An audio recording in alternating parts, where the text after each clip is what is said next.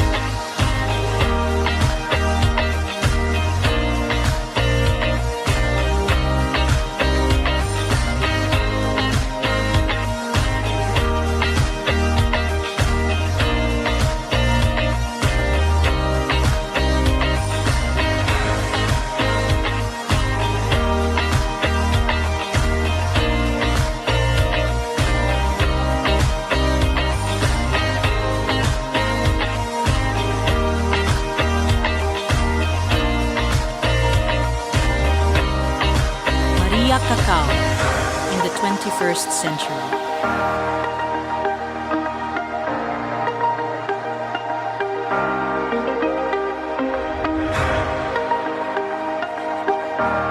Before, in Lantoy Cave, on the highest mountain in Argao, lived Maria Cacao.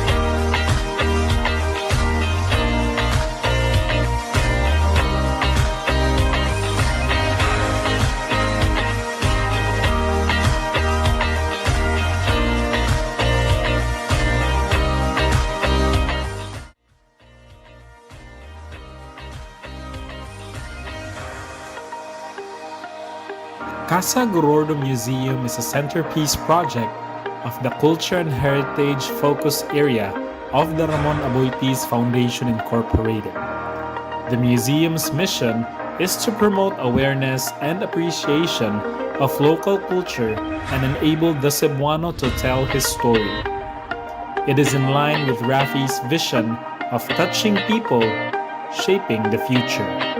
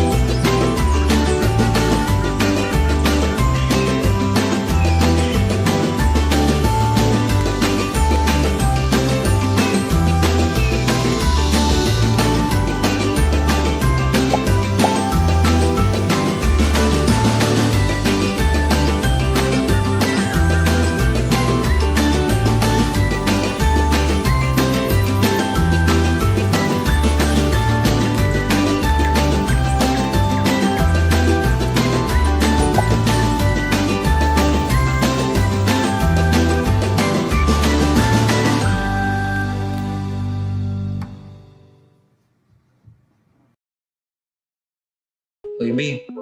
Noon sa namin mong naungoy, nagmuro-muro naman sa lagi na. Lain kayo eh, wala ko ka nakiklaan kusukan. Pandemya ba yan? Sige maglag-lag, tanong? Wala ko pakin ako. Namang good. Ano lang.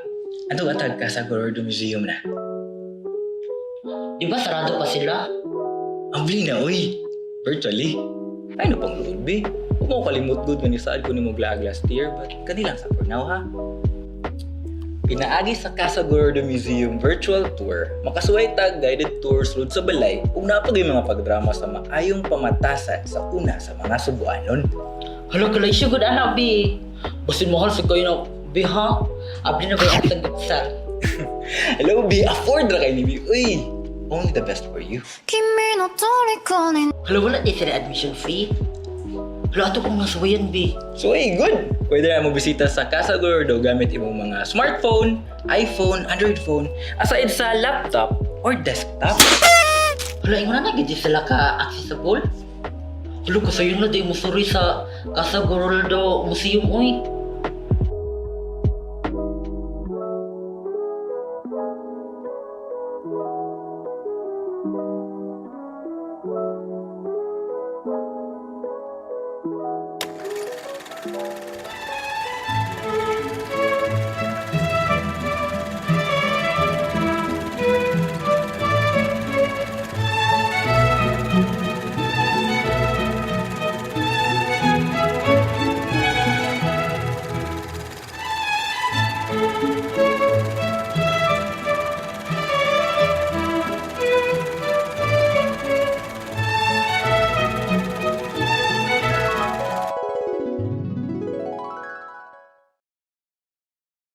Snake, may mata na, uy!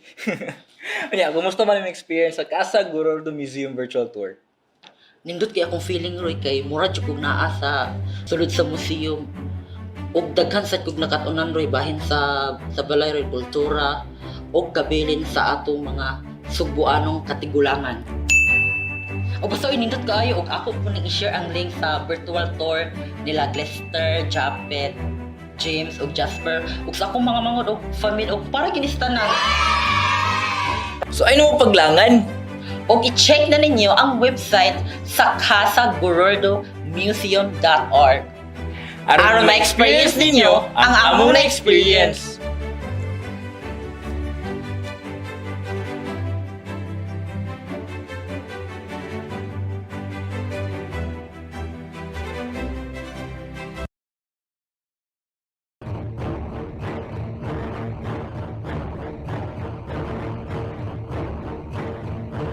In the early hours of April 1, 1944, a four-engine Japanese Kawanishi flying boat crashed in the seas between San Fernando and Karkar, Cebu. On board was Admiral Kinichi Koga, Commander-in-Chief of the Japanese Combined Fleet. Even as the plane sank to the bottom of the sea, 12 men survived, including a very important box of documents. The said box contained details of the ultimate Japanese defense of its South Pacific possessions and Koga's strategy to face the American fleet in a final decisive battle in the Pacific. To learn more, join us this coming September 27 at 2 p.m.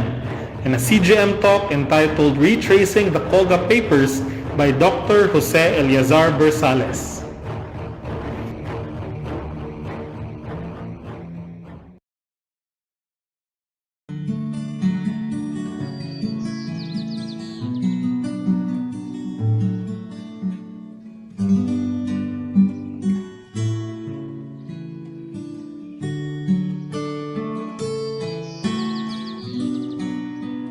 Most loving Father, you have brought us to the beginning of a new day. As our eyes open to the morning light, our mouths praise your beauty and goodness in the splendor and design of your creation. We accept the renewed gift of life and grace with gratitude. We offer you our every thought, word, and act today, and pray that it be in accordance with your will and in furtherance of your glory. Make us instruments of your presence to others. Use our minds to understand the big picture, our hearts full of passion and purpose, and our hands to build partnerships. Let us be adequate persons to become architects of change and fulfill our promise of elevating lives of communities and people we serve. When evening comes, gather us again, safe under the shelter of your wings, to rest confirmed in your love. And with the assurance that with your help, we have taken one more step towards a better world. Amen.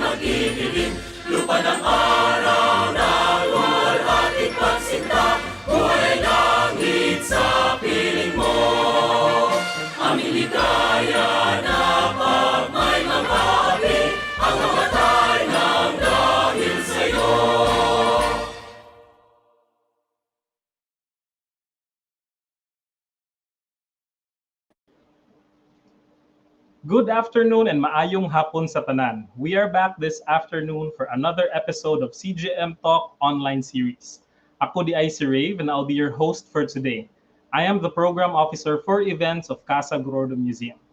The CGM Talk is an online series that is one of the many programs of the Culture and Heritage Unit of the Ramon Aboitiz Foundation Incorporated that promotes culture and heritage. If you'd like to see more of our talks and videos, please follow us on Facebook and subscribe to our YouTube channel. To mark the 76th anniversary of the end of World War II in the Philippines, Casa Gorordo Museum presents the CGM talk entitled Retracing the Koga Papers. This is to commemorate the uncelebrated contributions of Cebuanos to the liberation of the Philippines and ending of the war in the Pacific. With us this afternoon to talk about this important episode in history is the director of the University of San Carlos Museum, manager of the University of San Carlos Press, and head of USC Communications Office. He is also a full professor at the USC Department of Anthropology, Sociology, and History.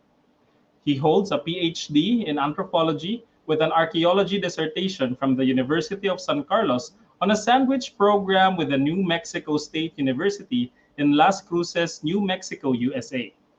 It was at NMSU that he trained in archaeology of Central American Maya in Belize and Guatemala.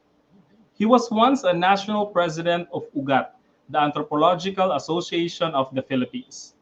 Currently, he heads the National Committee on Museums and National Commission for Culture and the Arts, and is the Cebu Provincial Consultant for Museum and Heritage Affairs. He is also a member of the Cebu Archdiocesan Commission for Culture and the Arts and the Cebu City Cultural and Historical Affairs Commission. He has written or co-authored a number of heritage books, including Salapi, The Numismatic Heritage of the Philippines, which won an Anvil Platinum and Anvil Gold in the 50th Anvil Awards in 2014, as well as The War in Cebu, a finalist in the 2016 National Book Awards. He is currently writing a book on the archaeology of Cebu for the National Quincentennial Committee. Please welcome our speaker for today, Dr. Jose Eleazar Bersales. Ron, maghapon sa tanan, and thank you, Rave, and thank you to Casa Gorordo for inviting me to this lecture. Nala ko'y gamayng corrections, karaan na inyong. I'm no longer the head of USC Press and Communications Office. I'm now full-time director of the University of San Carlos Museum. So let's start with the talk because we have little time. I mean, gamay raman ang Sige, sir. namin ang time. So I'll just share screen. Yes, yes, please. Go ahead. Okay. So the talk this afternoon is entitled Retracing the Koga Papers. It's September 25 karon. On September 25, 1944, there were a series of bombings already in Cebu. 1944, and so it's about 76 years ago that the bombings on Cebu started even before the Leyte landing. And one of the reasons why those bombs started to fall starting on September 12, 1944 was, I think, because of the discovery of these papers, which we will talk about this afternoon. Okay. So next slide, please. Okay. Now, in the evening, late evening, around 10 o'clock of 31 March 1944, the fleet admiral of the combined Japanese fleet, that means the entire Imperial Japanese Naval Fleet was under his command, Minichi Koga, who replaced Yamamoto, who was killed almost 1 year earlier by an assassination mission of the United States government, where they really looked for his airplane and they bombed the airplane. And while the airplane survived in Truk, I think 1943, he was killed inside. He was hit by 50 caliber bullets. That was Admiral Yamamoto, the main architect of the Pearl Harbor bombing, if you remember correctly. And he said that we just slept. I mean, I'm paraphrasing. When he did not like to do the Pearl Harbor bombing, but after that he said we just slept a sleeping giant. So he was against the war to start with, anyway. But his replacement was Admiral Minechi Koga, and they were leaving Saipan because by 1942, in the Battle of Midway, it was clear from both sides, so the Japanese and the Americans, that the end was near. The defeat of the Imperial Defense Force at Midway was a signal that the Imperial Japanese Navy was not as invulnerable or as strong as it was touted to be, simply because during Pearl Harbor, they left 4 aircraft carriers, which fortunately were not at Pearl Harbor. I think 4 American aircraft carriers were left undamaged because they were traveling elsewhere, they were training elsewhere.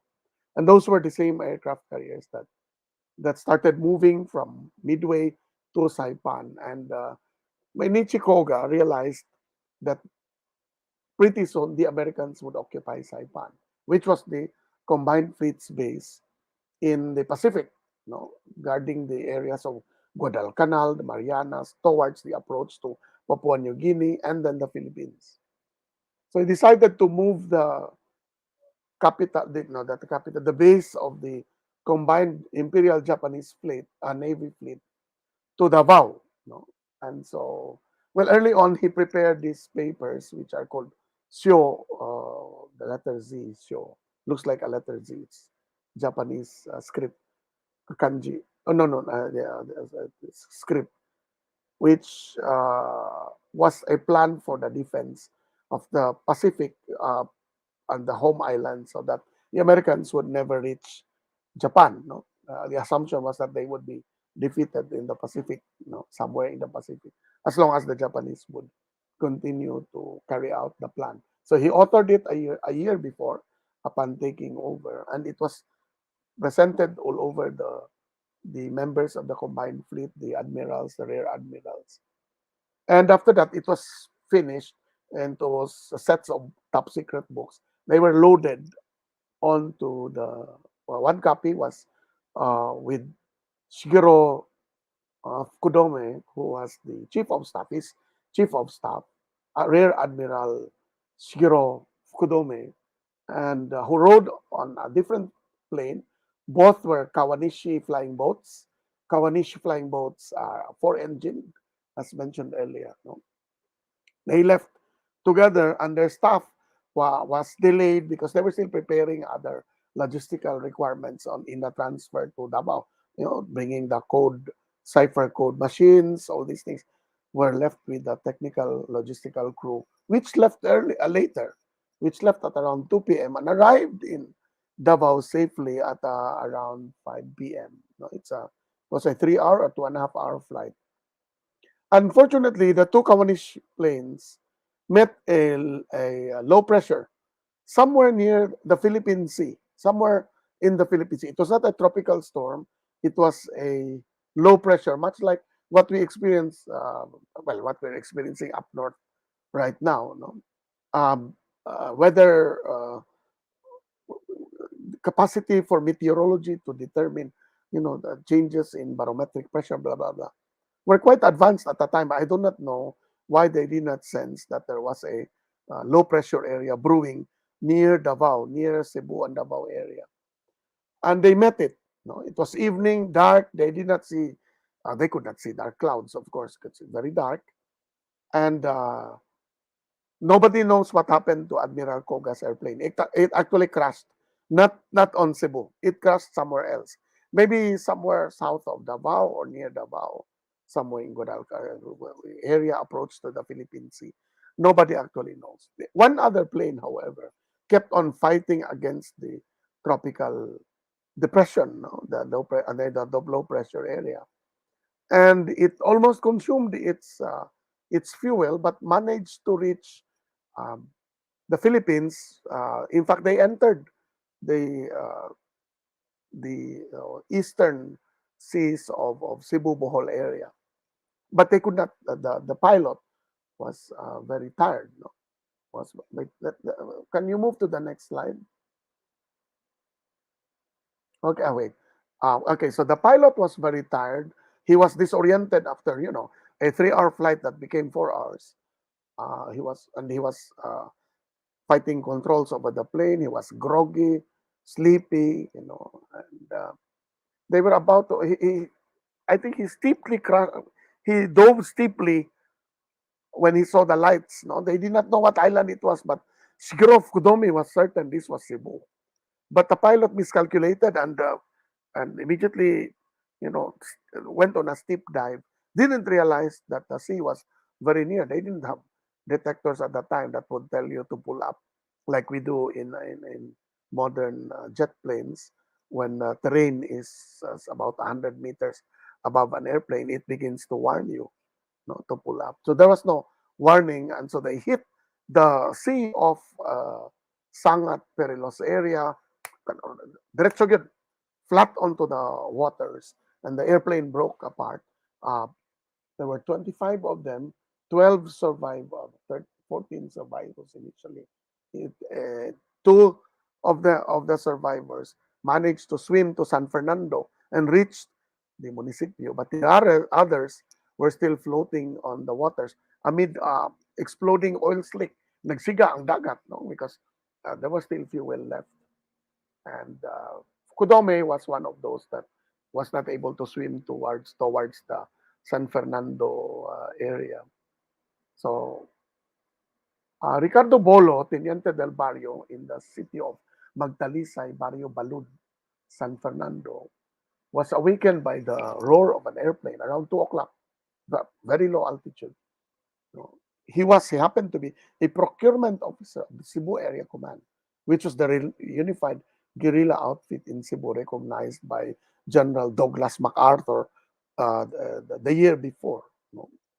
Now, Cornelio Nene Matugas, head of the volunteer guards or VGs of Barrio Sangat in San Fernando, which is near the border to Balud, near the border to Perelos, also was awakened by the same sound.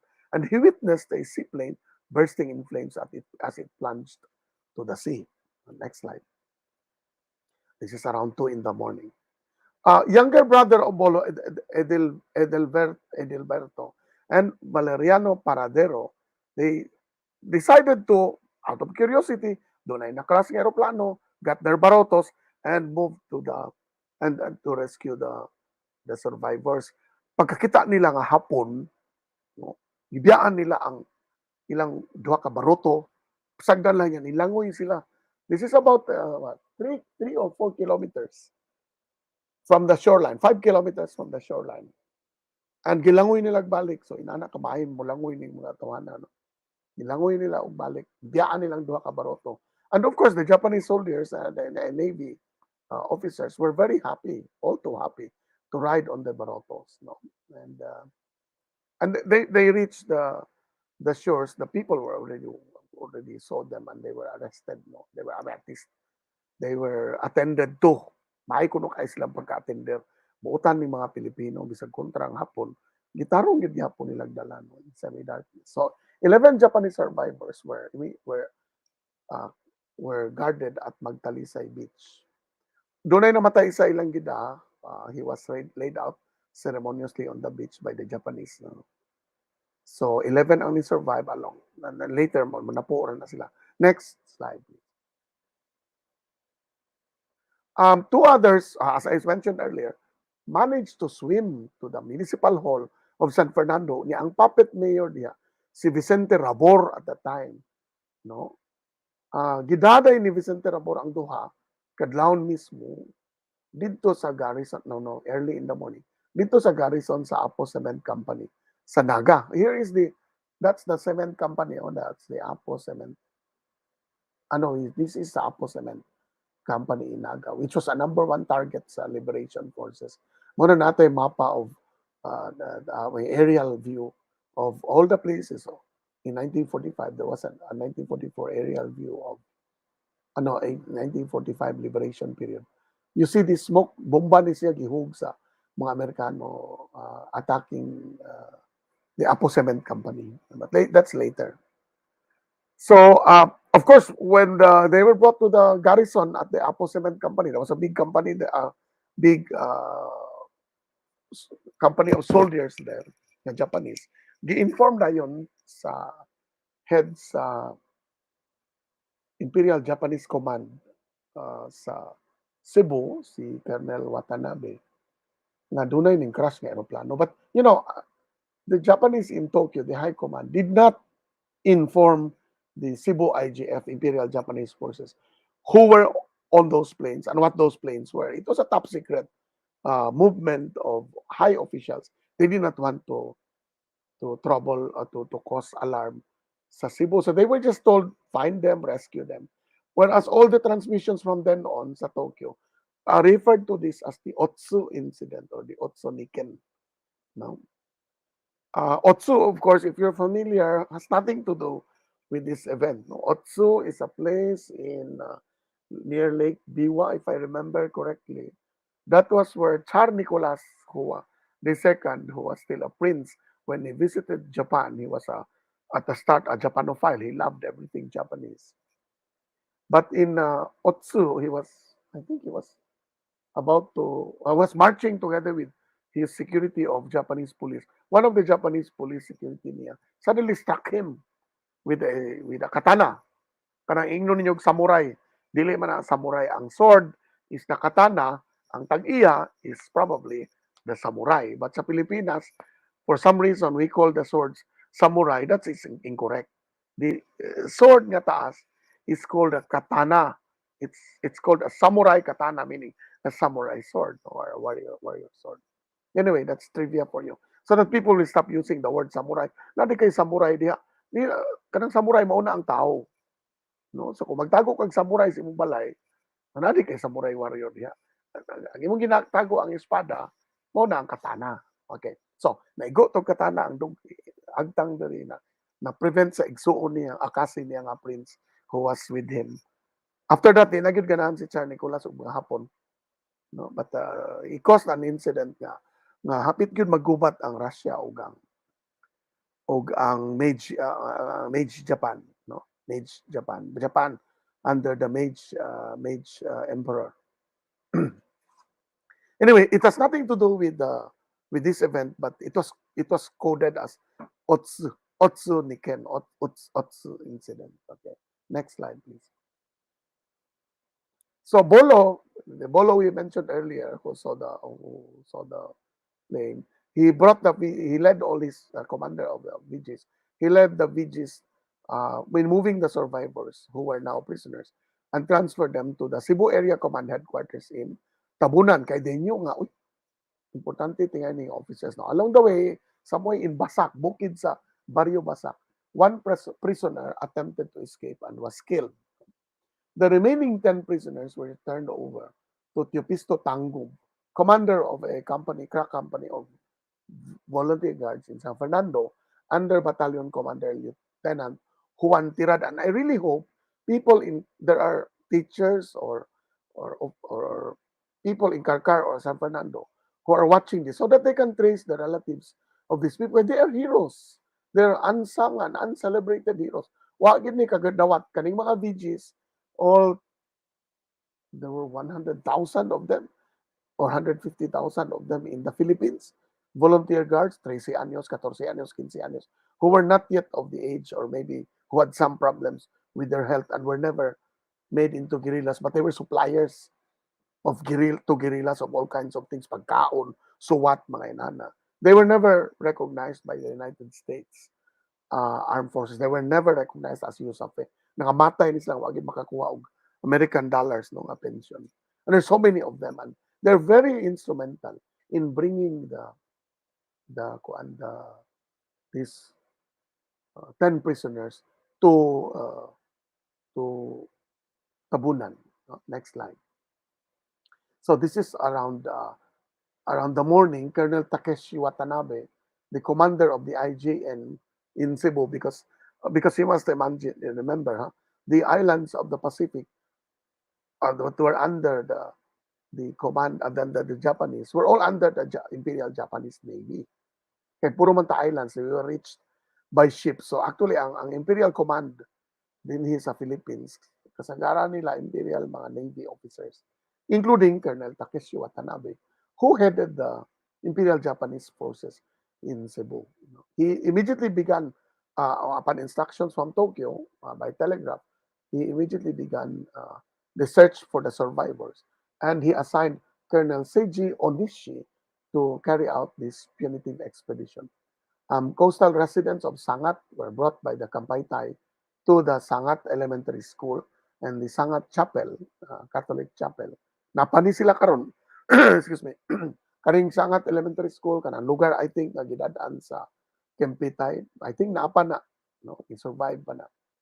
And they were repeatedly asked, wa sila hilabti, pero they were repeatedly asked kung nakakita ba sila ng survivors from planes and if they saw documents floating on the sea. No? Along the coast of Sangat, houses were ransacked, cabinets rifled in search for these documents. And this will continue for the next 2 weeks. No? Next slide, please. Again, very early in the morning, Pedro Gantuangco, of the famous Gantuangco clan in a family in Valladolid, Carcar, a fisherman of Sitio Bas, Barrio Perelos, Carcar, which is now part of Toyom, I think, sees an object bobbing, lutaw-lutaw sa kadako nga object on the surface of the sea while namahaw siya sa iyang sa baybayon siya balay. Tawag niya iyang neighbor, si Rufo Opoy Wamar, ato ning kwaon ang butang nga naglutaw-lutaw. He could not do so himself. Since he was in pain, naano siya sakit nga gout. Karabang sobra kag kaon og tinai sa baboy, barbecue, kanang mga tinai sa manok, o munggos, although munggos is delicious. Mag-gout ka eventually, kanang salt crystals on your feet niya. Sakit ilakaw. Mga sakit sa akong mga kaedad, mga 18, mga 50s, ay nana ang mga tao magkasakit og gout. Thankfully, ako'y gout. Okay, next. So, it would be like this, no? The box would have been this big, no? He brings back what appears to be a box. This is not the original box. The box was never saved. That seemed to have a red leather portfolio inside. The box, naglutaw-lutaw siya, nanay oil on it. Opoy places the box on a baroto, his baroto, and covers the box from view. He then anchors the boat some 20 meters. Bira niyang baroto ipa. Kana ibitay-bitaw na para paunghon. As people were starting to go to the shoreline to meet fishermen on their morning catch. Next slide. Now, Opoy Wamar retrieves the box with Pedro Gantuangco. He opens it and takes out the leather portfolio of documents. in Japanese. The portfolio is as thick as a school dictionary, ingon siya. All soaking wet with a letter Z. This is the sho, the letter sho, no, in kana, I think, or hiragana, emblazoned on its cover. The sho, or that character, stands for victory. This was the plan of the Japanese for the ultimate victory in the Pacific. No, unsaon nila pag-face sa American forces for the ultimate victory so that the Americans would never reach the homelands. No? Pedro ironized the pages on the bamboo floor of Wamar's house. Paugani niya. Ingon-ingon ani ang documents. No? It would be like that. No? Okay, next. The red portfolio, meanwhile, contained a small cloth bag with 6 condoms inside. No? So the Japanese, I had condoms. No? A red silk pouch contained gold nuggets the size of corn grains. And here's an example of gold nuggets that look like corn grains. On the 3rd of April, 200 Japanese Navy men raided Sitio Bas, but they found nothing.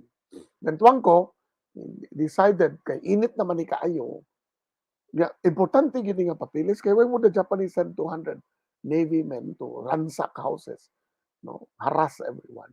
So, basa pa, he puts it in a buyot made of woven plant fiber, kanang kanang buli, and buries them on the ground beneath his house in Nilobong on the 3rd day. Okay, next. On the 4th day, the Japanese continue house-to-house searches, interrogating, harassing everyone sa Sitio Bas and much of coastal San Fernando and Carcar. Now, I don't know if napabay makahinumdum ani karon, but in the book on the history of San Fernando by author who passed away unfortunately last year, when he was supposed to be interviewed for a movie about the Koga incident. He mentions that many people still could remember in his childhood, no, about this event. So the Japanese, mga scientists nila from Cebu City, started throwing boxes, no, to test kung imong ilabay ang box, asa gyud mo padong, asa mo dugsa, asa mo dagsa, asa mo moabot, no, sa shoreline. And every time they threw those boxes, adto gyud mo hulog sa Sitio Bas, no. And I would imagine Sitio Bas would have a lot of bas, manang sa tawag Sitio Bas. Okay, so dito gid sila nag-concentrate sa ilang search. Now, on the 5th day, worried about the continued harassment and torture of neighbors, Gantuangco digs a buyot of documents, turns them over to Norberto Varga, Corporal Varga of the Cebu Area Command, and he burns the wooden box container. Later, he hands over the red portfolio to Varga also. All these documents and the red portfolio eventually reached Colonel James Cushing at the General Headquarters in Tabunan. Next slide. Now, sige, continue ang harassment, torture, no, of neighbors. Pedro wait, humana ni siya. Repeat. No, next. By the way, Pedro Gantuangco decides then and there to go to Bohol. Munang doon na say harassment na hitabo sa Bohol, no?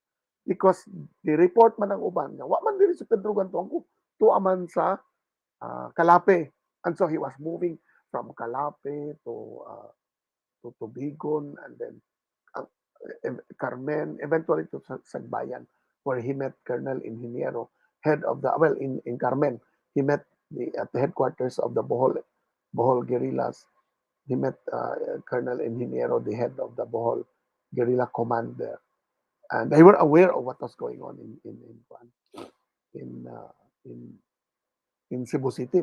Madunggan na nila ang grabe ng daghang kay mga sundalo, mga Navy Marines kay pangda sa South para magharas, magpatay, mamusil sa mga civilians kay nangita lagi aning survivors.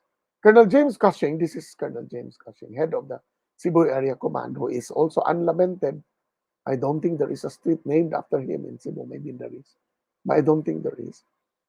He cabled the Southwestern Command, the Southwest Pacific Area Command in Australia, and he informs General MacArthur he had 10 prisoners with him about to arrive to the headquarters, um, and that the Onishi Butai, or Japanese fighting unit under Lieutenant Colonel Onishi, was continuously harassing the coastal areas of Cebu looking for them.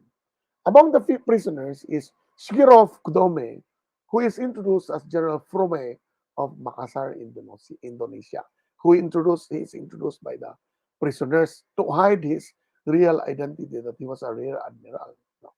Next slide. This is now 9 days after the crash landing, or 8 days now. Cushing sends another cable to the Southwest Pacific Area Command asking for a submarine to retrieve the prisoners and the documents. So the prisoners pa lang, wala pa yung documents. The cable routed to Negros guerrillas. The cable is routed to guerrillas and then to Colonel Fertig's guerrilla command in Mindanao. It takes 3 days to reach SWPA because for some reason kani si Colonel Fertig o si Colonel Cushing doon kani si Fertig dako ni siyang ego, no? Everyone who's read military history of the Philippines knows that kaning mga guerrillas doon sila mga rivalries, no? And dili mo salig ni si Fertig ni Cushing. In fact, it took a long while for MacArthur to recognize the Cebu Area Command. I think the Cebu Area Command was given recognition only in April 1943, even if it was established almost immediately after the invasion of the Japanese. And the Japanese invaded Cebu April 10, 1942, a day after Bataan surrendered. No? So it took 4 months for the Japanese to keep on bombing Cebu's harbor before they actually occupied. Noon na tayo 4 months of freedom while ang Manila napuno na. The guerrillas were already readying, the USAP to establish guerrilla bases. And Fertig took so long to send the cable to the SWPA. Simple raman na. Maggunit ra kag na, well, not this kind of radio. But kanang radio nga, na talaga, tututok, mag-Morse code. Or gamit yun ng radio or high frequency radio. Nga mga coded ang istorya, i-on lang niya pagbalik para di matrace. So dili kinanglan nga madugay, no? From kay natagaan naman ang Cebu Area Command.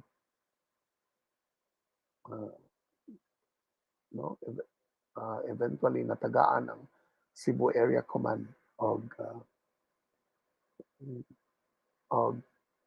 I think natagaan naman ang Cebu Area Command og radios. In fact, upat na ka radio bases kanang nagdagkong antena ang na-set up sa Cebu Area Command all over Cebu Province.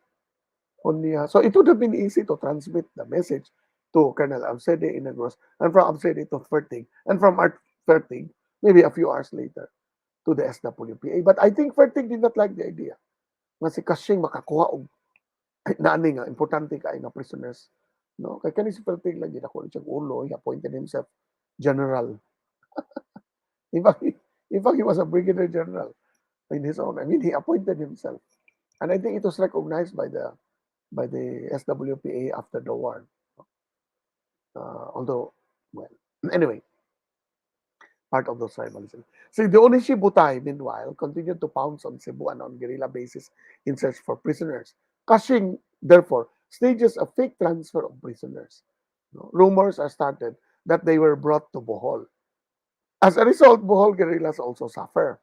No? Kaya tungkol sa istorya lagi nga gibalhin sa Bohol ang mga pineriso. Next slide, please.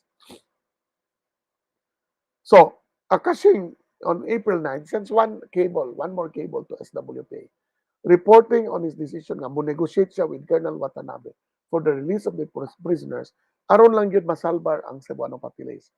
Of course, MacArthur does not like this. You will realize later na na-demote ni siya si Cushing tungod anak. No? It is a decision that may cost Cushing a demotion in rank to back private into a mere guerrilla chieftain among many in the Cebu Area Command days. The cable unfortunately reaches SWPA only on 12 April 1944. By then, 5 na kaadlaw ang nilabay, the prisoners were already released. Nabuhian na. Wilds MacArthur pagkibaw niya na. Okay, next. On April 11, Cebu's first ever prisoner of war exchange happens. Wa man siya kakuha reply sa SWPA Southwest Pacific Area Command in Darwin, Australia, which is at the northern tip of Australia, facing Papua New Guinea and Indonesia, nearer to the Pacific.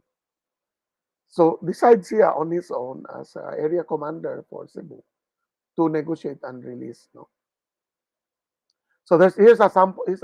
I don't know if you can read the telegraph at the side. This is one of the standard copies of at the National Archives and Records Administration in the United States. No, it says Jap prisoners too hot for us to hold. Okay, there. Due to number of civilians being killed, so the Japanese were killing a lot of fishermen and people on the coastal areas. I made terms that civilians are not to be unmolested in the future in exchange for the prisoners. Although the enemy did not know it, we only had 25 soldiers between the attacking force of approximately 500 and our position. So at Tabunan, there were only 25 active soldiers, no, as against about 500 who were ready to pounce on Tabunan. Also, we were unable to maneuver out of our position.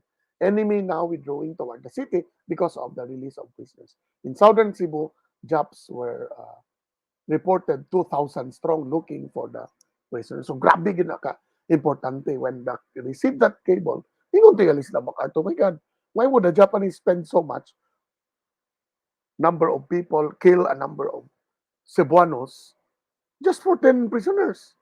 And a general from Makassar in somewhere in Indonesia, no? Cushing sends another cable informing SWPA that he had 2 Japanese operations maps showing air and navy bases. Now, 5 days later, ning respond ang SWPA, April 18 na ni, ordering that the documents be sent to Lieutenant Edwin Andrews, the Allied Intelligence Bureau operative in Southern Negros. So they were sent there. Next slide. Okay, so the following day, the first batch of the Z-Plan documents are packed in 2 empty mortar shells made of bronze or brass and are sent together with 2 Americans, Russell Snell and Jimmy Dyer, to Lieutenant Andrews in Southern Negros to await their shipment to Australia via the submarine Creval. I think there's a book about this transfer, no? And in order to hide the transfer, they made it like the submarine was picking up American survivors and bringing them to Australia. Now, this is Colonel Salvador Absede, who, like Cushing, was also a self-effacing man. You will not find photos of him. Like Cushing, you will not find photos of him. Unlike Fertig, no nga, hambog kayo, taas kay ego. Kani silang duha, self-effacing. After the war, they don't like to be interviewed. They don't like to talk about the war then. And he only writes one book about the war, which is called Nenita, which is about his wife, and which he rewrites as a novel, as a historical fiction. But actually, there's nothing fiction about the Nenita book. I have a copy of Nenita here somewhere, which you should buy from time to time in a Filipiniana book collectors club or Filipiniana bibliophile group on Facebook. Mukalit naggawa sa usahay ang Nenita, which is about actually his life as a guerrilla, no, focused on his wife Nenita. Okay, next slide, please. Okay, now this is now pila nakaadlaw, may size nakaadlaw, so kad nakras ang eroplano. Cushing sends another radio message to the SWPA of a second batch of Z-Plan documents to be transported by guerrilla units to Negros.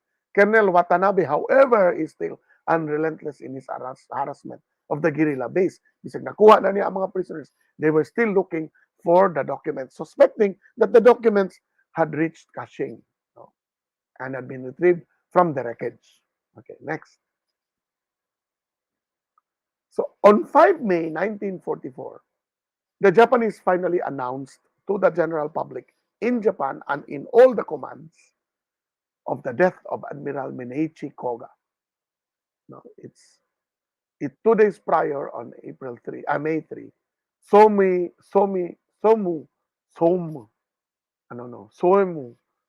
Toyoda is appointed to replace that Somu Toyoda. The SWPA then connects the dots pagkahir gid nila sa announcement nga patay si Koga in a crash, they then connected two and two together. This is not just one plane that crashed in Cebu. There was another plane that did not even reach the Cebu, did not even reach Davao, and probably crashed in the Philippine Sea, no? Where that storm right now has entered the area of responsibility on the Philippine Sea. Kaning bagyo karon naasod na diha na dapita, no? Na crash ang eroplano na ana diha lawom kayo na kadagatan sa Pacific nga naa si Admiral Koga ug iyang mga kauban. Next.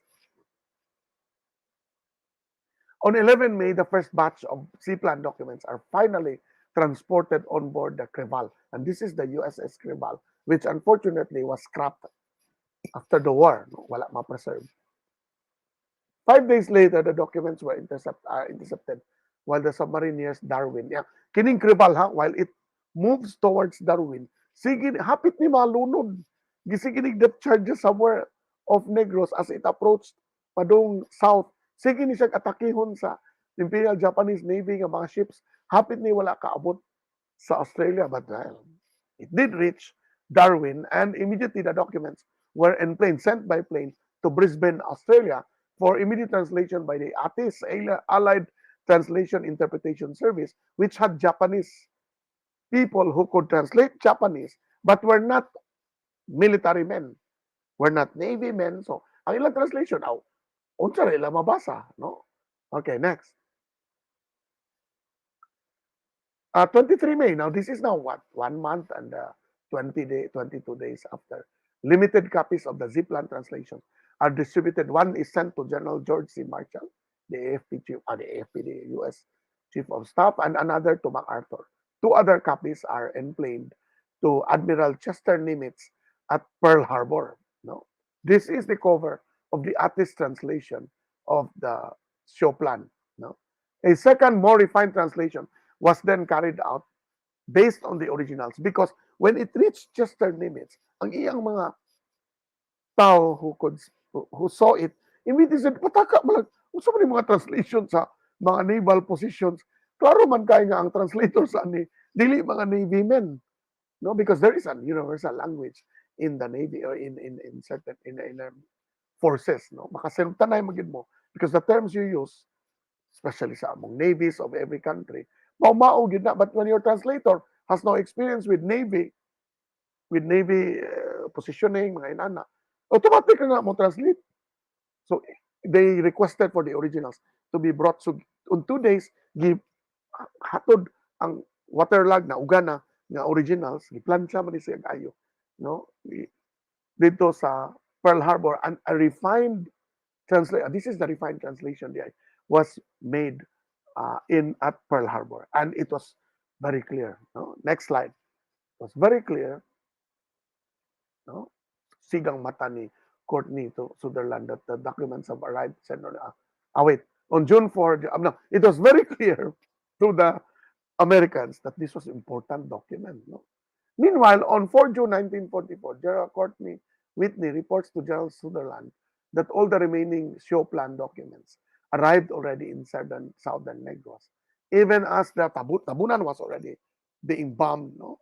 And all the other 3 other guerrilla bases, one somewhere in Danao, the other somewhere in south, in Ronda, no, were being bombed. No?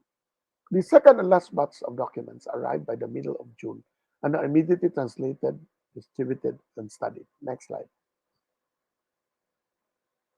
So the SWPA was amazed at the detailed information in the ZIP show plan following the Japanese plan for the victorious defense of the Philippines. It also contained code ciphers. No? All the codes of the Imperial Japanese Navy were all there for them to see what is meant by banana, coconut. No, coconut, we are going to eat coconut today, or something, which means something else. No? Copies were immediately sent to various commands as the battle theater was entering the Marianas or the Mariana Islands. Unya, maugi unang line of defense in the show plan. Klaro kaayo ang formation sa mga Navy, asa nila ipang-assign. Nasyak ang mga Japanese ani pag gubat nila sa Mariana around middle of June. Nganong Nganong kibaw naman ang mga Amerikano? Asa ta mo adto? In later interviews, which will in the later part of this presentation. The original documents, no, because this is an intelligence operation. The original documents, kaya sige pagbomba si Watanabe sa Southern Cebu, Northern Cebu, bisag asa guerrillas, di bombahan ang mga bases. The original documents were returned to the guerrillas, Cebu guerrillas, by Navy, by submarine again, refloated on it, gisud sa pula niya nga sa shell, kaning attache, attache case. And it was refloated in bus dito dapita. Ipa-refloat around last week of June or third week of June. Ipa-refloat. And true enough, another fisherman caught it. Unya, basa kaayo, inana, no? Gihatag kang Watanabe. Nya giundang na yun nila ang, ay, salamat. Wala di ay maadto sa kuan, sa guerrillas, no, na buak tingali ang box di ay niluta. One of the great failures later in an analysis by a Japanese about this incident, one of the greatest failures nila is why the Japanese intelligence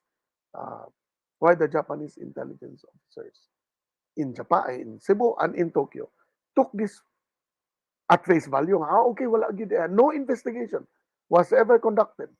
There was no suspicion that the guerrillas had it. Ang ilara gyud nga, okay, nara di ay, so okay ra di atong plan. No?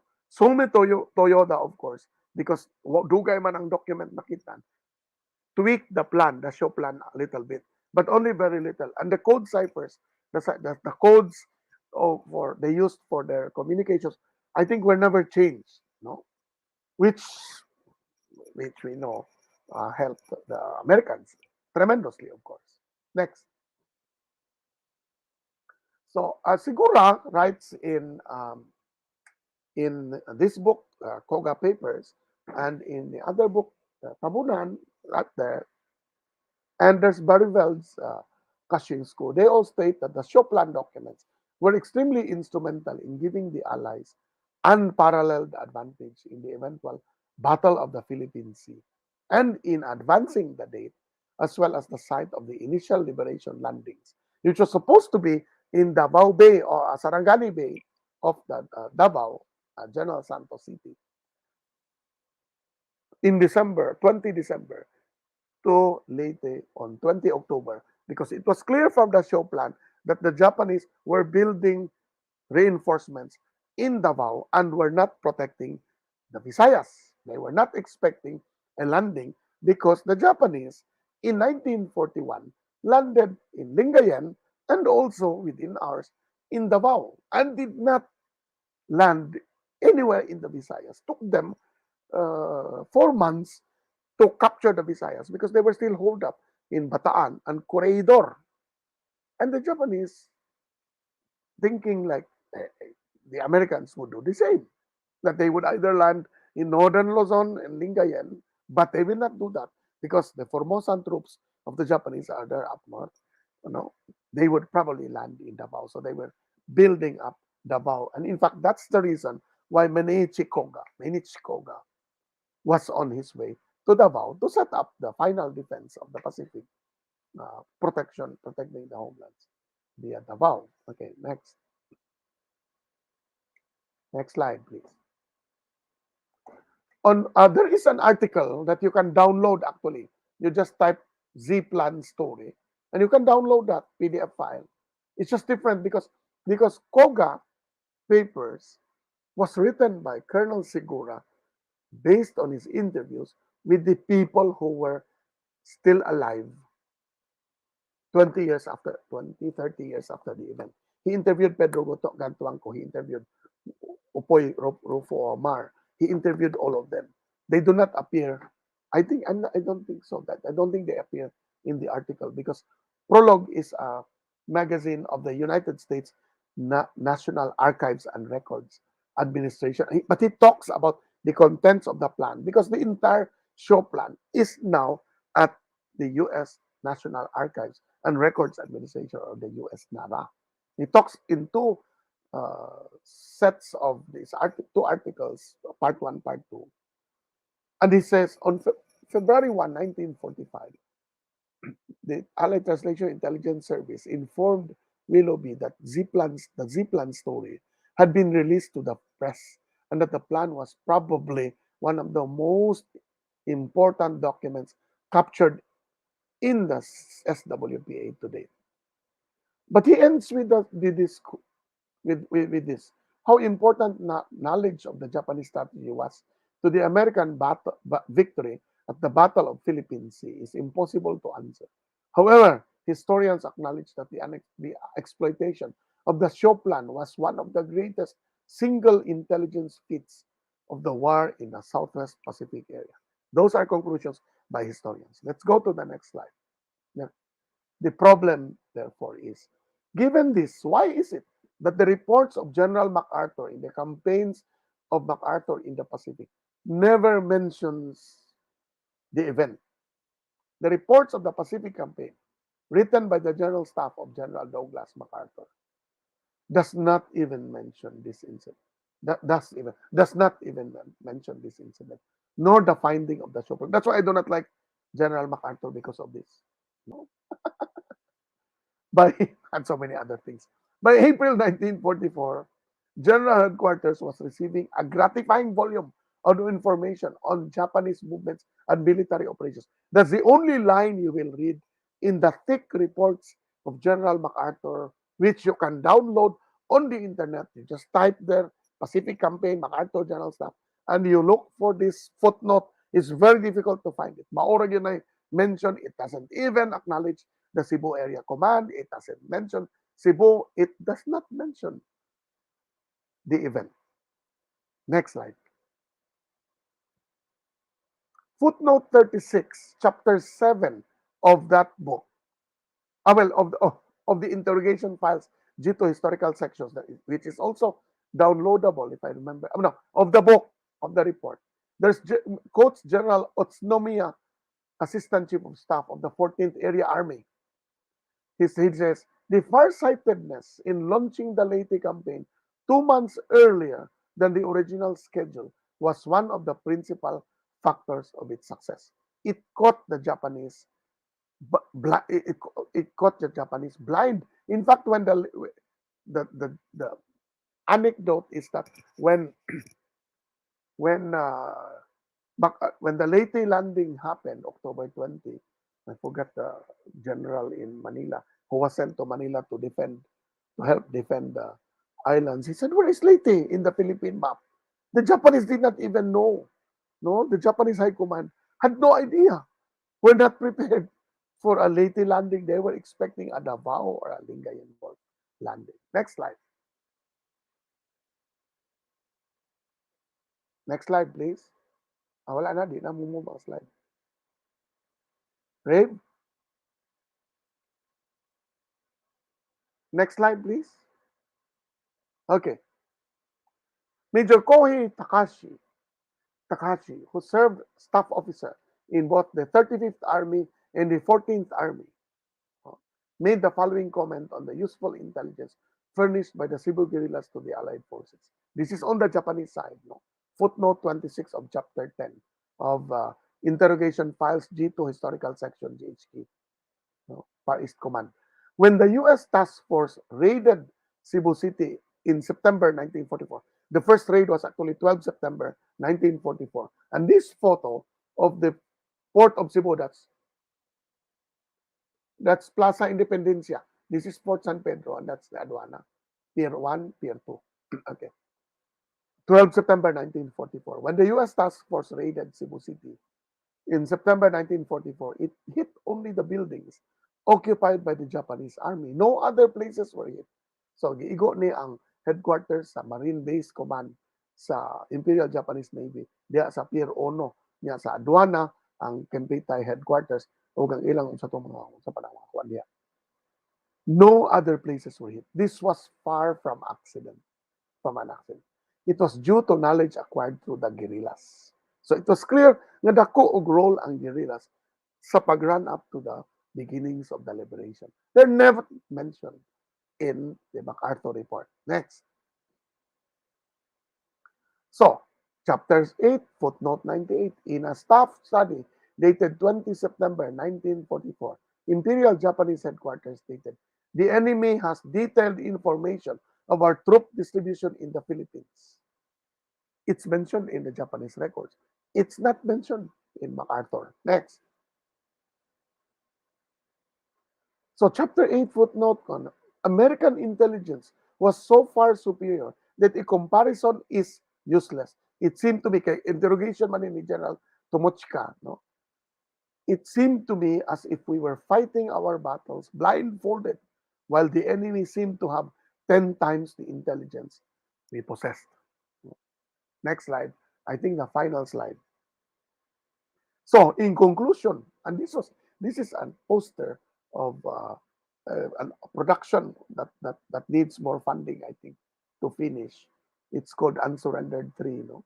Produced in Manila by the producers of U1 and U2, the Koga Papers and the Cebu Guerrillas. Nahumanan ni siya mga interviews, kulang lang ang post-production. Maybe Rafi can help with finalizing this film. The concluding remarks is, for me, is why is it that MacArthur does not mention any, not a single line, not even a period, not even a phrase, show plan, or caching, or the Cebu Guerrillas and their role? I think because it would appear for MacArthur that if not for that intelligence, they would be blinded. They would be traveling blind. It would not appear good to the United States Navy that they relied on the confiscation, the accidental finding of important operational documents in order to speed up the end of the war.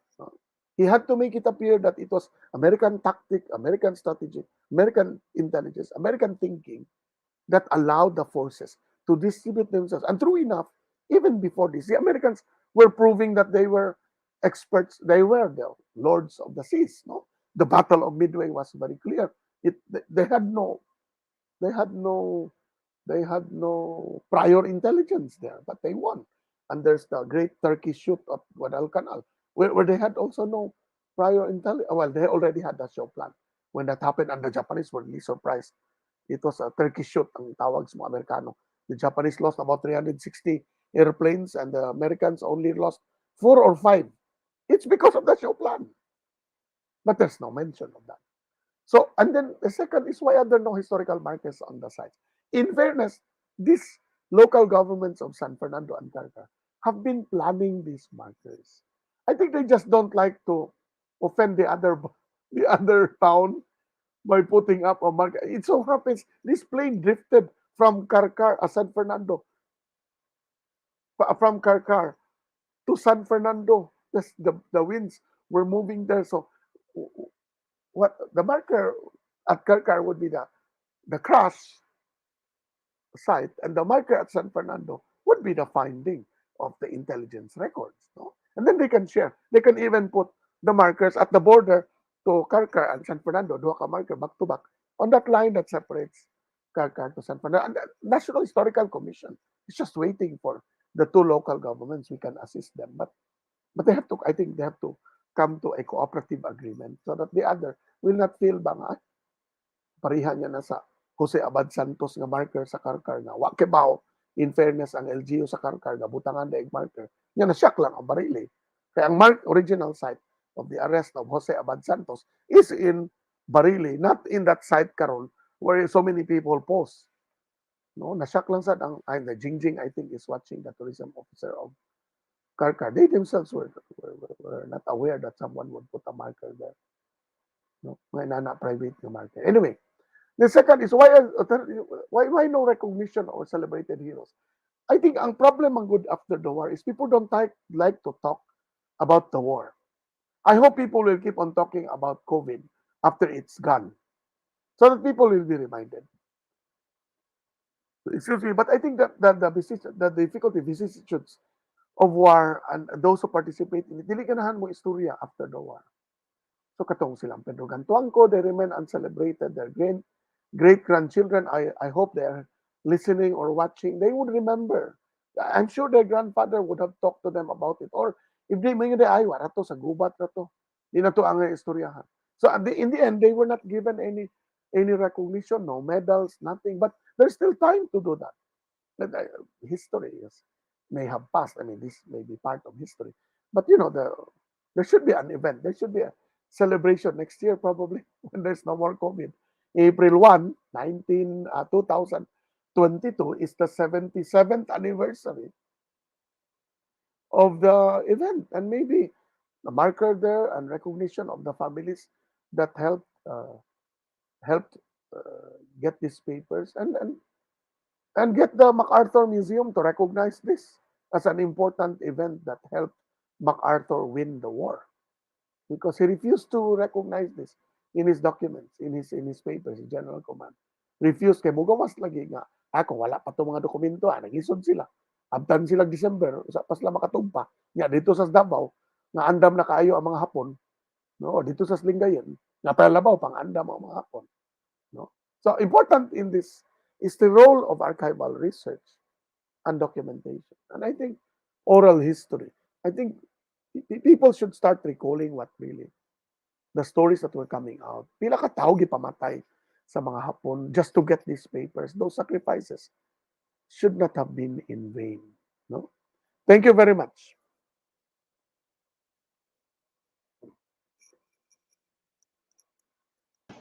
Thank you very much, Sir Jobbers, no, for sharing the very detailed timeline and the what transpired leading to the ending of the war in the Pacific because of the help of a fisherman, no, and our guerrilla squad. Now, for those of our those of you who'd like to get a copy of the Koga Papers nga libro. So yes, it is available actually in Casa Gorordo Museum shop.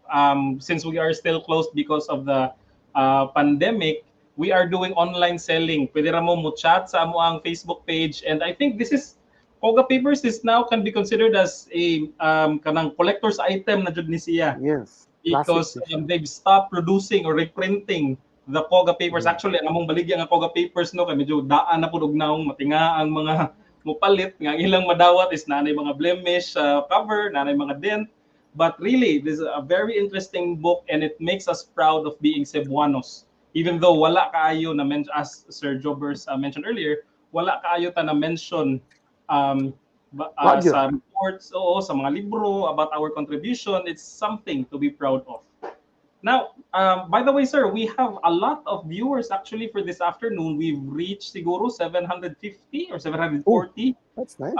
Viewers, students. And I hope these students got like inspiration bitaw to be proud of being Cebuanos. And naasay mga ning comment dire that their grandfathers are guerrilla members, and unfortunately were not recognized. No? Recognized, yeah. Oo. So I hope we can this talk can spark something within us that we have to really dig into more details about history. Kay ang mga batanon karon they're doing TikTok, they're doing all these stuff in the internet, and we hope that we can also have a movement to promote our history. Mag-TikTok on the war, mag-TikTok on their grandparents. Yes. Kay murag mao jud ang ilang gi-focus karong mga panahon na. And yeah, we'll go to our question and answer portion. By the way, for the students and the teachers who has questions, do not hesitate to post them sa comment section below. And I think we have one or two questions na nga ready. Can we project? I think we are having a technical difficulty.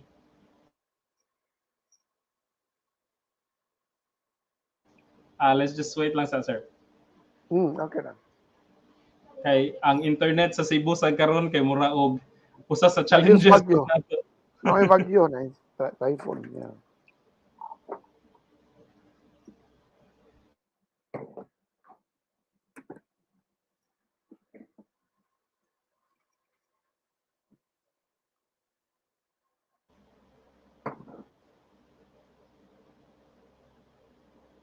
Let's see, nagloading pa siya gamay.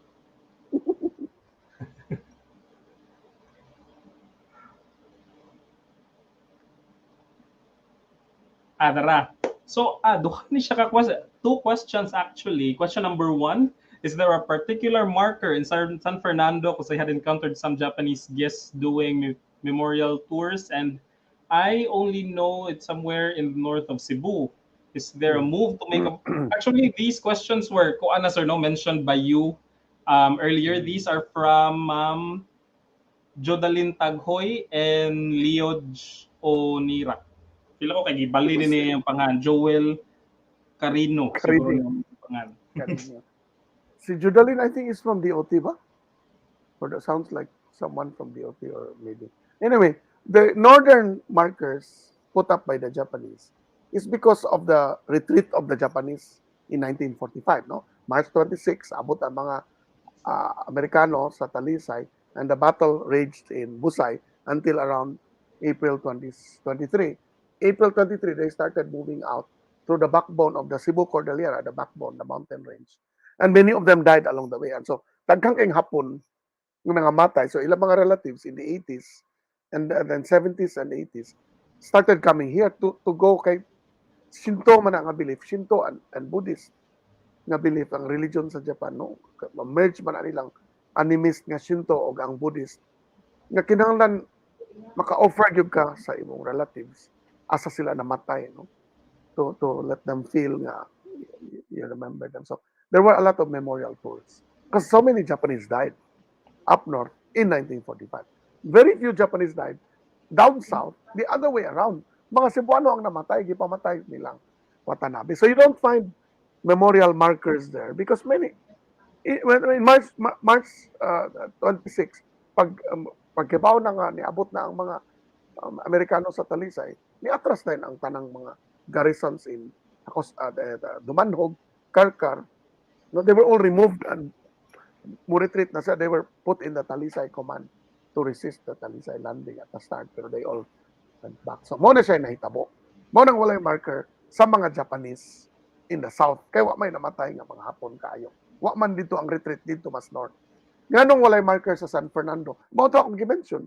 No, unya do na ba marker ang guerrilla sa Tabunan? Lalisonon pa na the commission, the Cultural and Historical Affairs Commission already requested a marker to be put up there. So, the Cultural Historical Affairs Office, headed by Brian Laurito Diaz, has been negotiating with the barangay to put up a marker in Tabunan to honor the guerrillas there. So it's still a negotiation continuing pa na siya. Okay. Now, sa San Fernando ug Carcar, mo to ko suggestion. We have links with the National Historical Commission of the Philippines. All we have to do is, I think mas maayog yung magdungan gid sila. Kaysa maglalis yan, anong naman sa Carcar ang marker? Nga, ang San Fernando may nakakuha sa iya, anong dito, ana. So, may pa magsabot, o niya, ibutang lagi sa border. Sa duha, o sa park nga common, duha ka marker. Aeroplano na land, or sa ka marker for dato sa tunga, nga, so, ning crash Carcar, ning lotaw sa San Fernando. Para di magkagubot, no? Inana. Okay. Yeah. Sige, sir. Actually, bitaw no, wala tay marker para... Yeah, I've read the book as well, sir, no? There's the part in chapter 1 mentioned that katong there the exchange of the Japanese prisoners for the safety of kaning Cebuanos kay gipang mao naman to gipang sunog naman sa mga Japanese ang mga balay. They tortured people just to find out where the prisoners are and the documents are. That was the only prisoner exchange that happened. Yeah, it was the only in the history of the guerrillas in Cebu. That was the only prisoner exchange that happened. It's importante na siya. And it also, well, na-demote niya agad si Kashing Ana. And it was a sacrifice. So, luwi kay ni Kashing kay after the war, wala mo siya ma-recognize. He died on the way to Palawan on a mining tour, whatever, on board a ship. Init kaayo, nag-heart attack siya. And why kwarta in town? So people had to, shell out money para malubong siya. Fortunately, well, nalubong siya sa libingan ng mga bayani in Manila. But he died a poor man.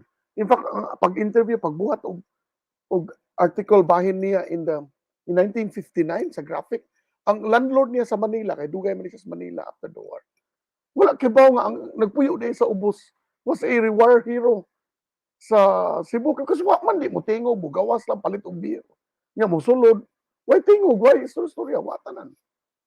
No, he was like that. He was self-effacing. He never wrote a book.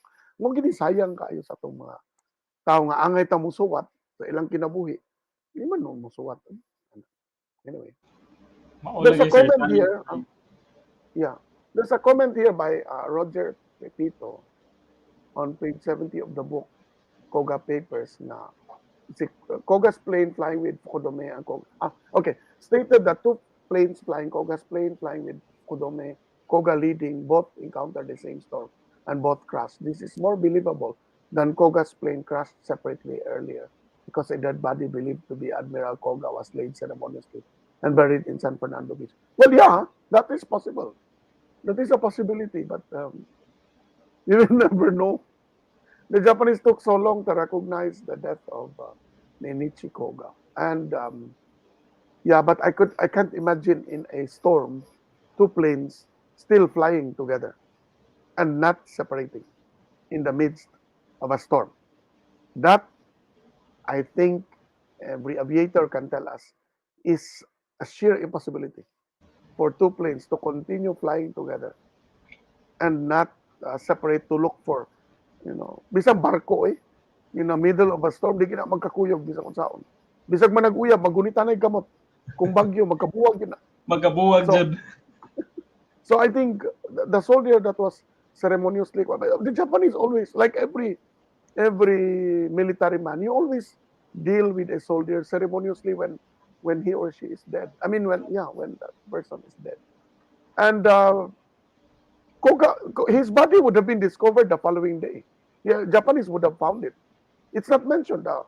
The Cebu Tanabe does not mention any transfer of the body.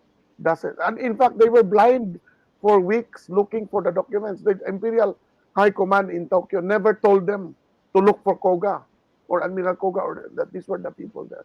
So I don't think that was Koga. I think the tropical storm separated the planes and only one crashed off Bohol. That's my opinion of the Bohol Sea.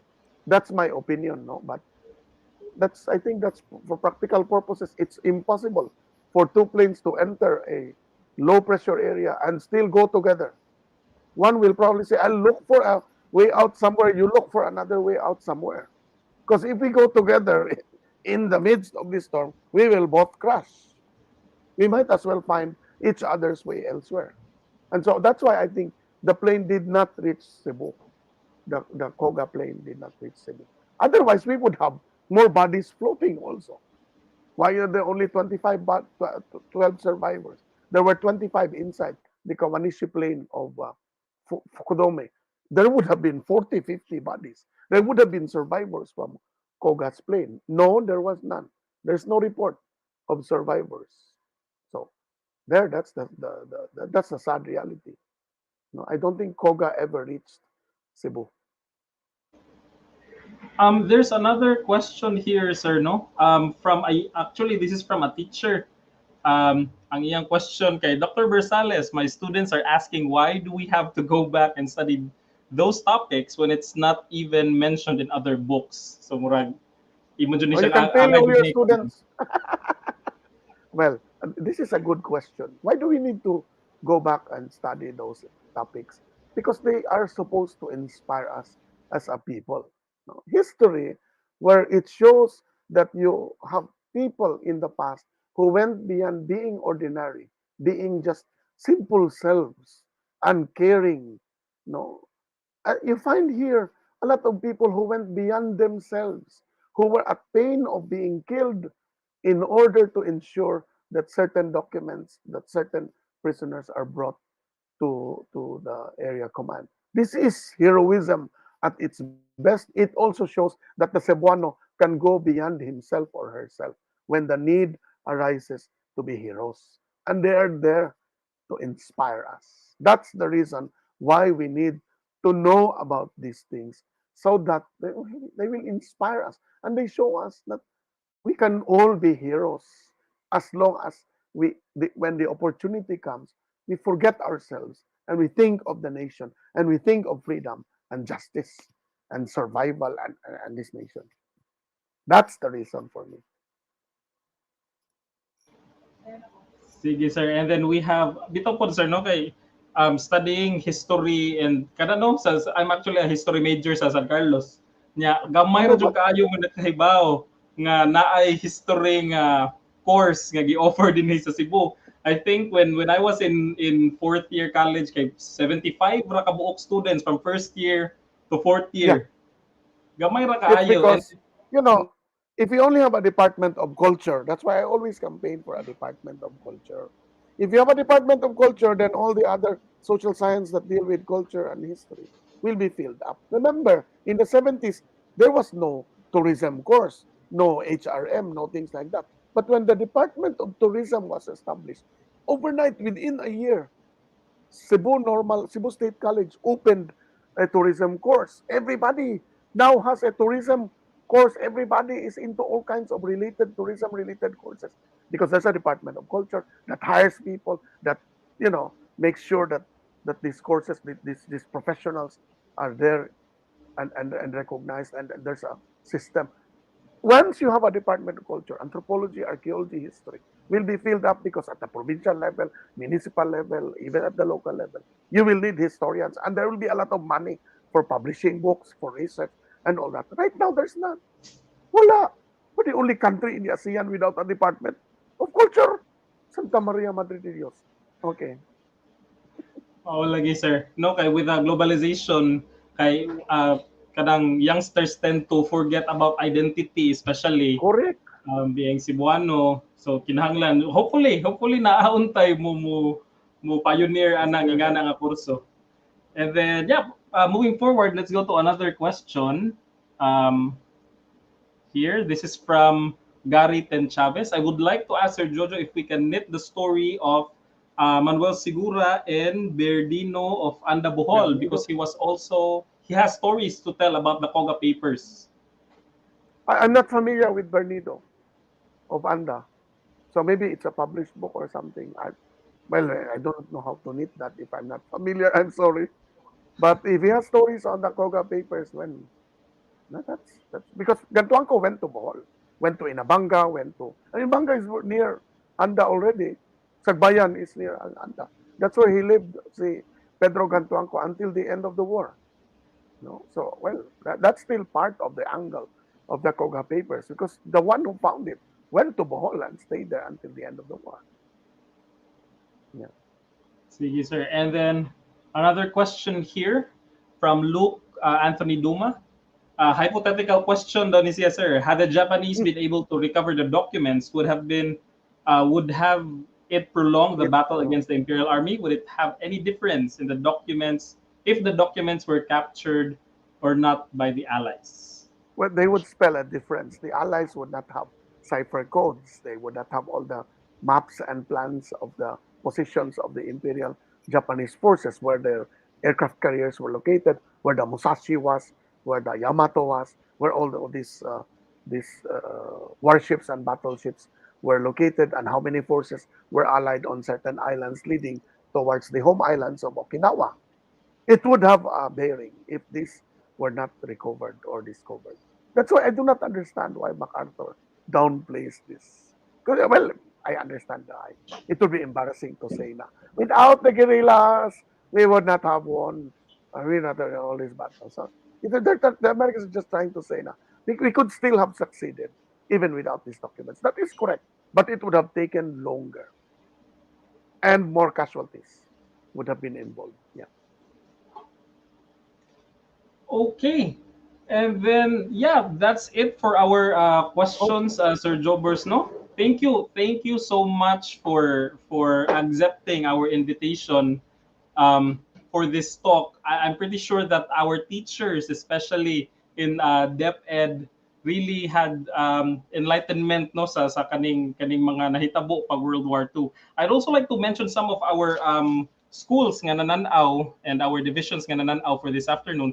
We have Cebu City, we even have Siquijor, Mandaue, and for schools we have the Pacnaan National High School, Labogo National High School, Hagubiao, and National High School, Mandaue Comprehensive National High School, Minglanilla Science High, Basak Elementary School, Banilad Elementary School. We have UC Banilad, University of Cebu, Banilad, and the University of San Carlos as well. Thank you so much for watching our episode of the CGM Talk for this afternoon. We hope that we've imparted valuable and interesting information to you guys. And again, this is a kanang this is something for our students. No, I really hope that you get inspired while watching, while hearing Sir Joe versus discussions sa mga nahitabo and why we are not mentioned in the records, in the history books. This is something to spark something inside you, to be proud and to start, no, nga mailhan ta as Cebuanos, as Filipinos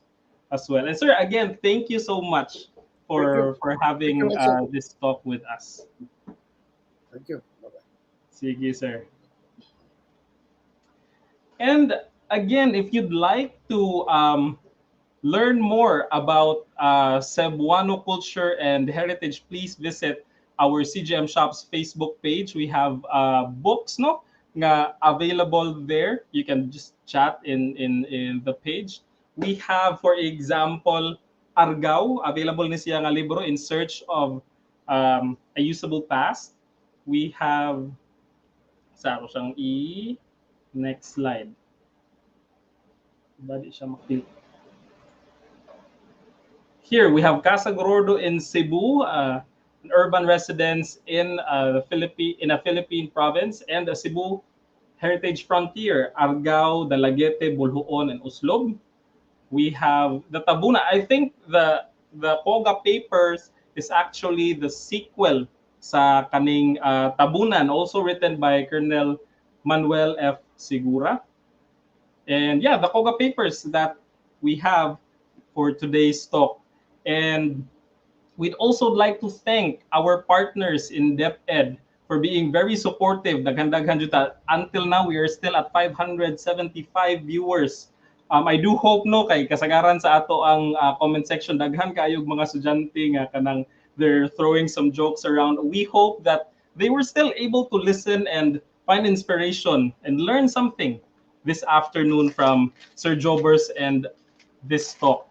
We would like to thank Regional Director Dr. Salustiano Jimenez, Assistant Regional Director Dr. Cristito Eco, Curriculum and Learning Management Division Chief Dr. Maria Hisosa Dispojo, Dr. Kiriko Samampong, Education Program Supervisor for Araling Panlipunan, DepEd Division 7, Dr. Jupiter Mabolok, Education Program Supervisor for Araling Panlipunan, DepEd Bohol Province Division, and we have Dr. Jovelyn Otero, Education Program Supervisor for the Araling Panlipunan Community of DepEd Region 7. Casa Gorordo would also like to thank all the people who helped us reach Pila na ni Kabuok. I think we have 21,000 so far followers on Facebook, and we also have a YouTube channel. If you'd like to watch videos about culture and heritage, we've just uploaded a video series called The Town Features nga video, no? So og taga Cebu ka and you'd like to see history or maybe something about your town, you can check out our YouTube channel for that. And if you'd like to see more talks, follow us on Facebook. We have it installed here. Naara sa amo ang video section. We are at www.facebook.com/Casa Gorordo Museum.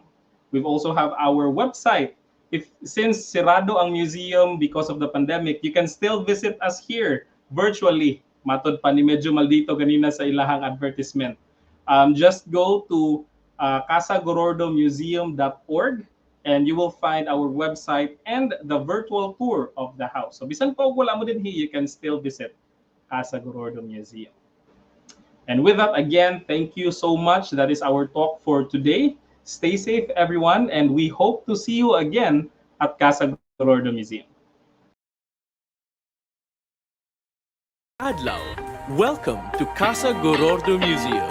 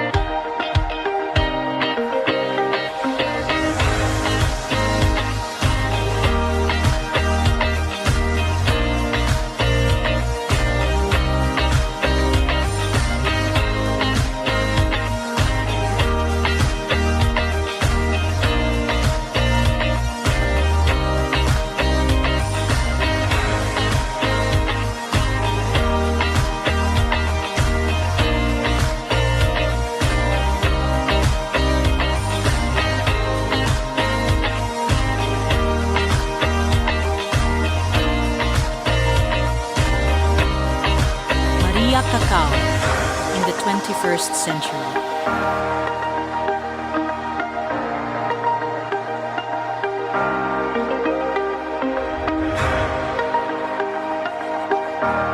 Before, in Lantoy Cave, on the highest mountain in Argao, lived Maria Cacao.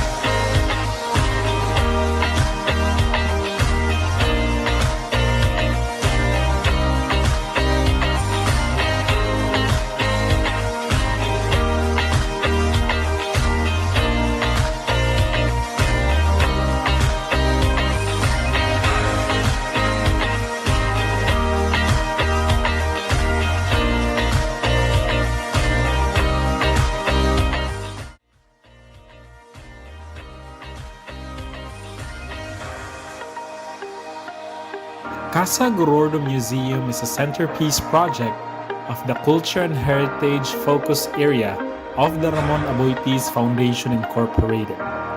The museum's mission is to promote awareness and appreciation of local culture and enable the Cebuano to tell his story. It is in line with Rafi's vision of touching people, shaping the future.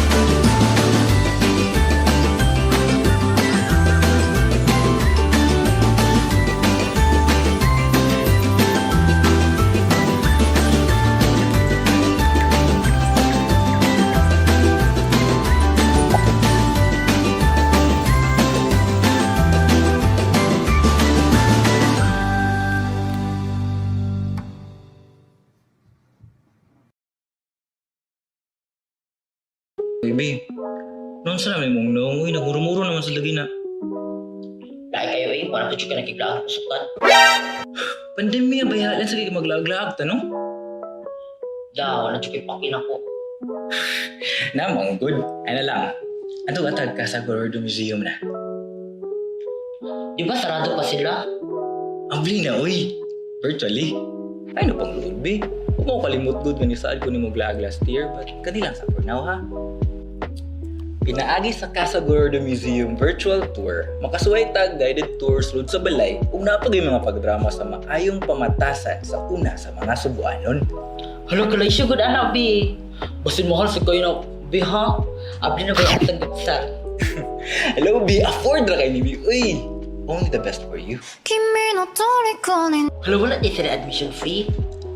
Halo, ato kong nasuwayan, bi. So, hey, good! Pwede na mo bisita sa Casa Gorordo gamit imong mga smartphone, iPhone, Android phone, aside sa laptop or desktop. Halo, ingon na nagigit sila ka-accessible? Halo, kasayon na di mo sorry sa Casa Gorordo Museum, uy.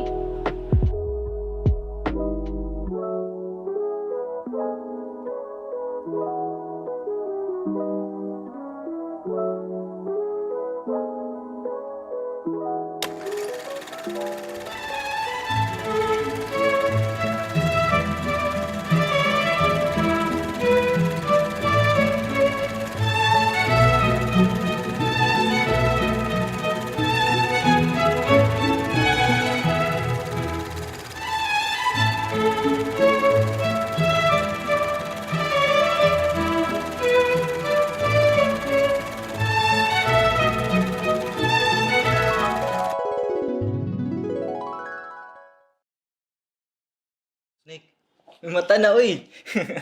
Kanya, kumusta man yung experience sa Casa Gorordo Museum virtual tour? Nindot kay akong feeling, Roy, kay mura dyan kong naa sa sulod sa museum. Og daghan sad kog nakatunan, Roy, bahin sa balay Roy kultura og kabilin sa atong mga Subuanong katigulangan. O basta nindot kaayo og ako po nang i-share ang link sa virtual tour nila Glester, Japet, James ug Jasper ug sa akong mga mangod og family og para kinista na. So, ay mo paglangan? Og i-check na ninyo ang website sa casagorordomuseum.org. Aron ma-experience ninyo ang among na-experience.